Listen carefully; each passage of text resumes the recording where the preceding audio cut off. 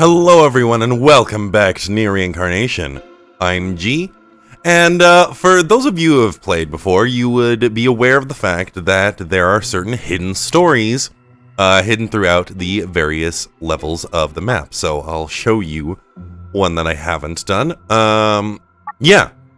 So these various hidden stories have specific unlock conditions that will let you unlock a particular story about that character. So, this one I obviously haven't done because I haven't gotten the Dark Lair Argo. But, for the first time, I believe ever, we have all 10 stories for a particular character. So, I'm going to be making a series of this as we get more stories of various characters, and also as we get more other extra stories. But, for the time being, let's go and let's read through SARYU's stories. Feeling good about the upcoming test? I turned to see my best friend running up behind me as I hurried to the arcane experiments room. His hair was as unruly as ever, shooting out and away from his head as if it desired to enter orbit. Are you really asking me that question? As I recall, I scored much higher than you on the last one. Yeah, but I'm gonna make up for it this time. You'd better, because this is just getting embarrassing. We'd bantered like this since the first day we met in the hallowed halls of the Magic Academy. Each semester we challenged each other to see who could score higher on the endless series of tests we were given, and each semester he somehow managed to keep up with me.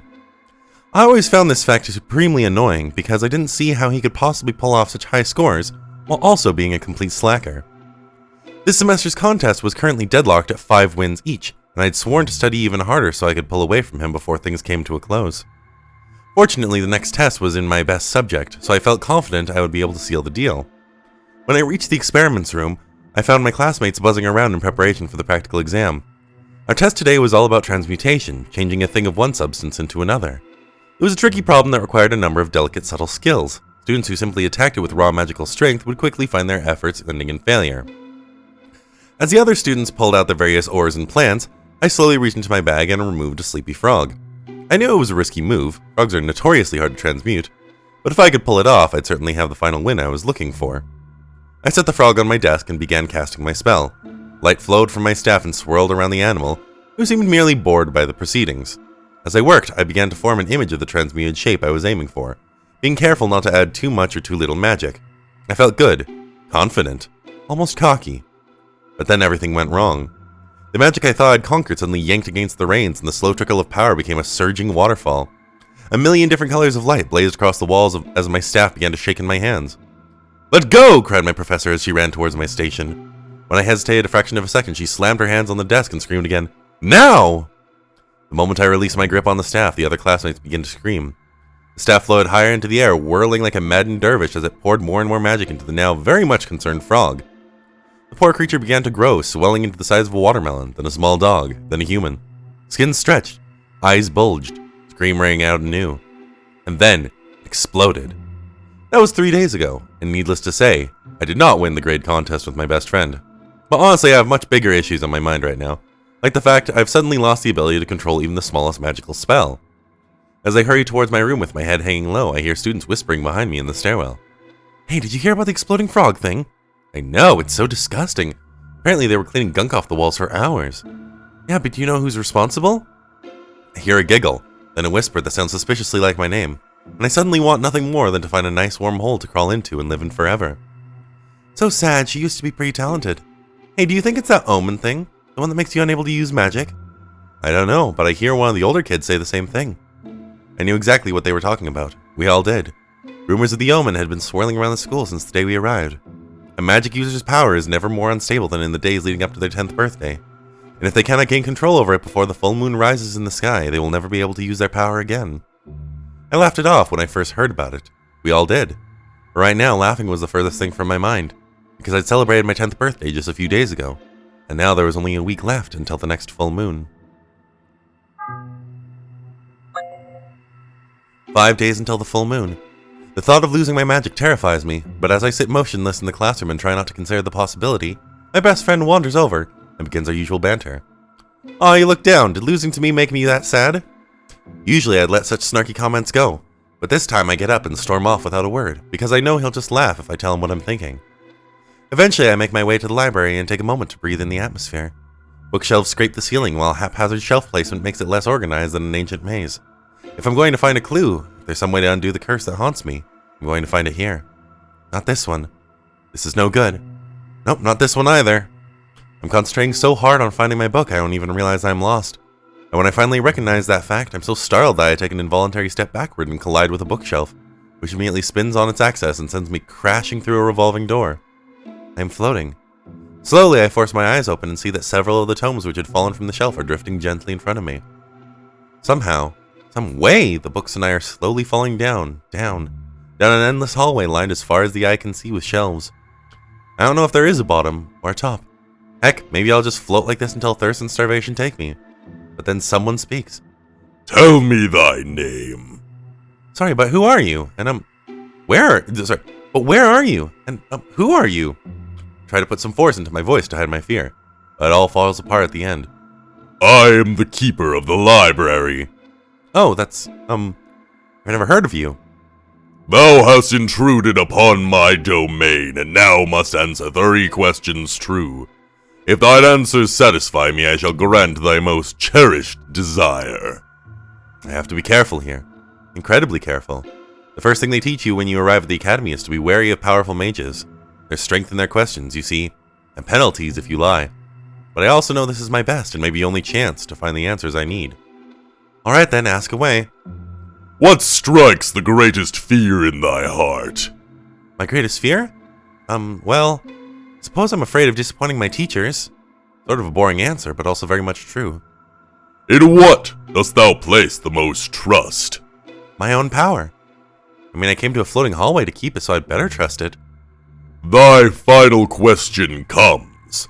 I try to swallow, but my throat might as well be made of sand.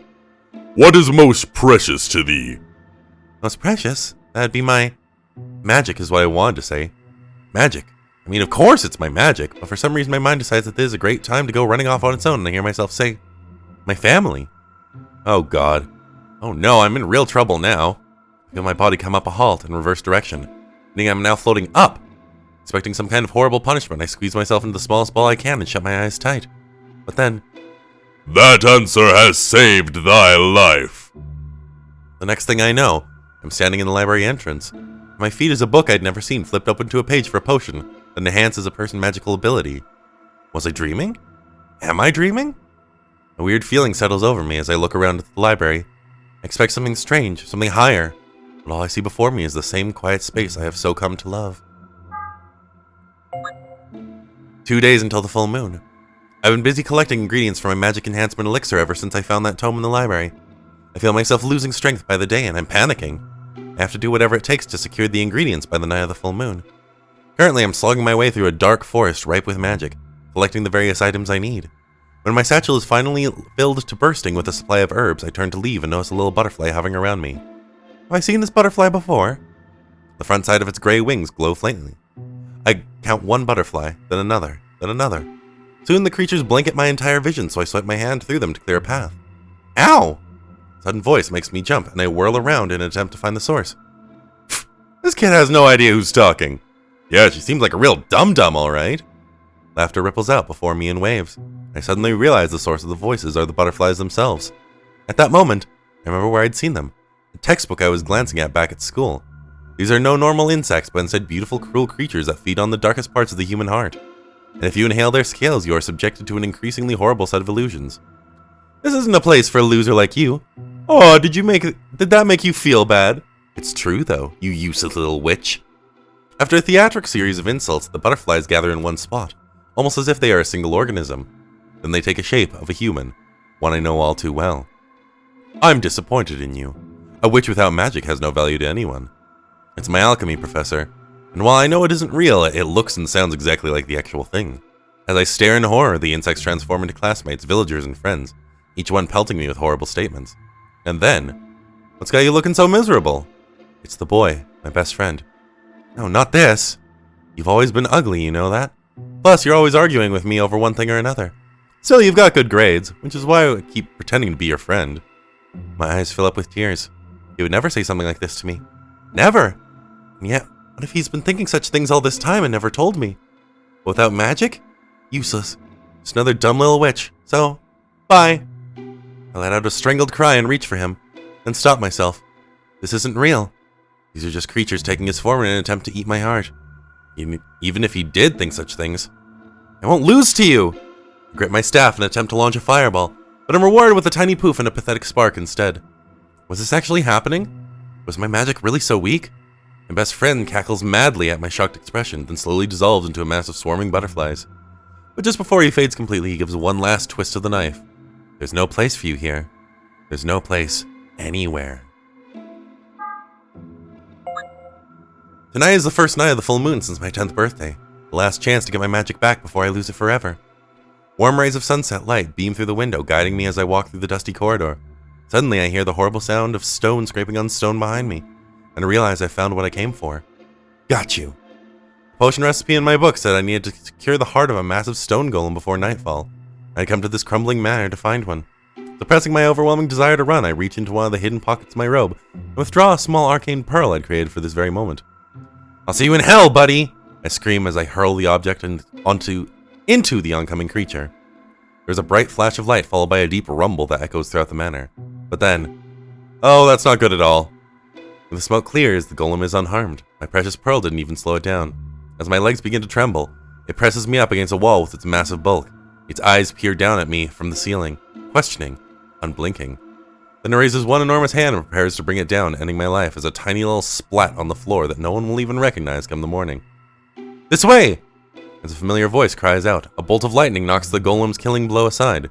I turn in wonderment to see the boy standing there, my best friend. As I dash past the grumbling golem and to his side, he casts another powerful spell at my enemy. I'm barely slowing this damn thing down! I know that, just as I know there's only one way out of this.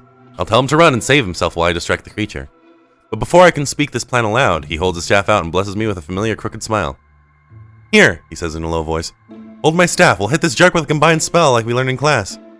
No, I can't use magic anymore! No sense of trying to hide it anymore. The cat's not only out of the bag, it's running off down the road. I expect him to turn and leave in a cloud of disgust when I say this, but to my astonishment, his smile just grows wider. Wrong, you're an amazing spellcaster! You just have to trust in yourself. Now get ready, cause that ugly thing's coming right for us! His voice sparks a mad sense of encouragement in me, and almost without realizing it, I reach out and grip the staff. Moments later, a whirlpool of light spills out of his weapon. A gust of wind whips up, threatening to blow me away, and as I stand in the swirling light, I feel my body being filled with magic. Oh my god, this is incredible! This is our magic. Our powers intermingling to make a storm of unimaginable ferocity. The rift detaches and soars away.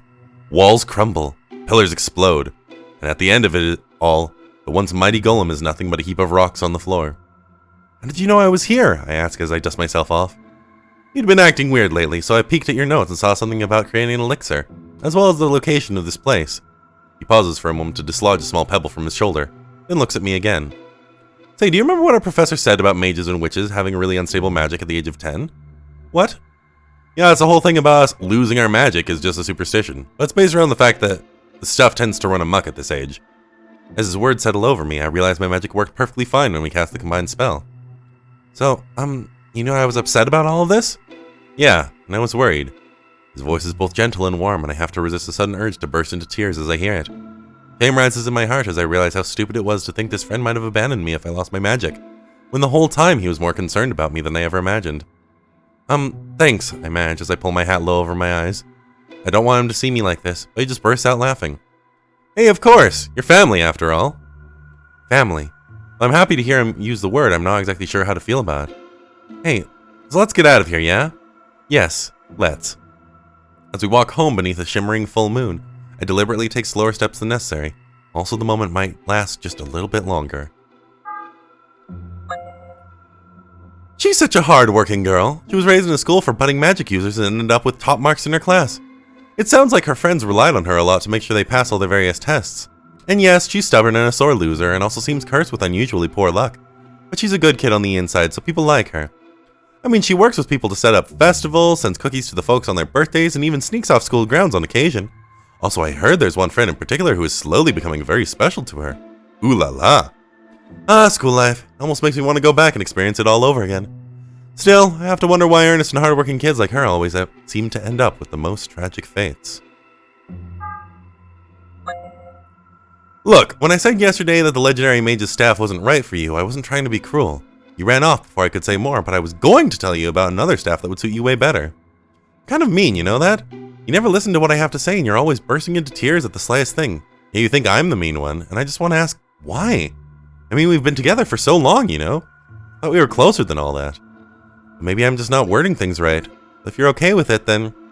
Well, I guess you wouldn't mind going... I guess I wouldn't mind going with you on your monster patrol tomorrow.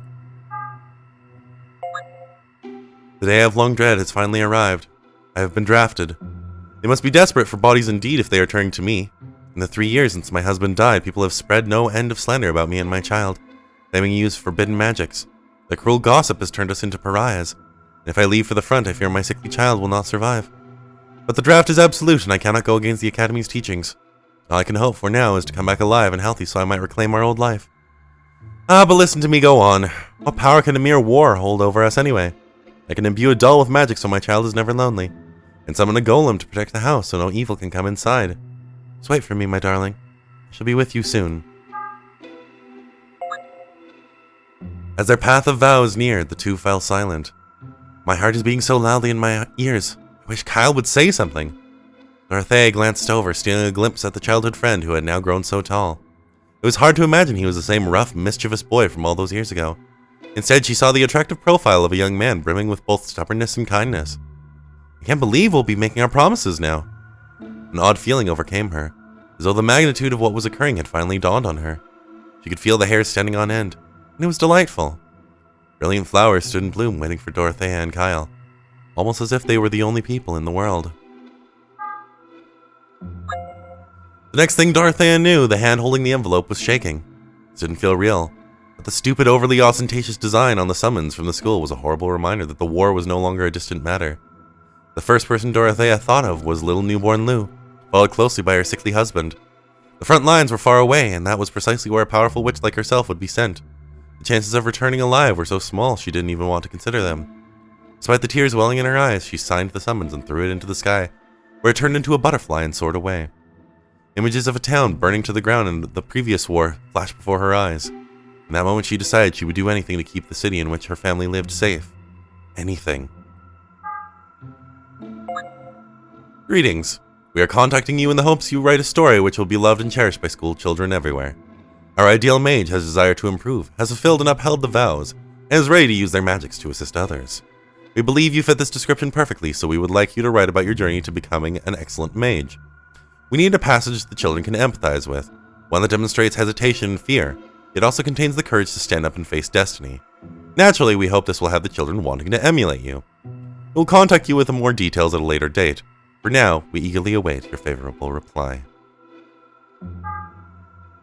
And that is SARYU's story. Both her story and what seems to be her parents' story.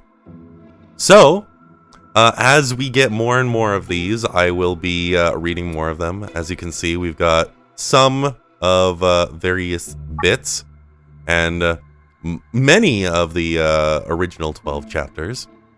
But unfortunately, we don't have the full stories for any other ones. I will be keeping you up to date on those. But for now, thank you all so much for following my playthrough of Nier Reincarnation. And I'll see you in the next episode. Bye now.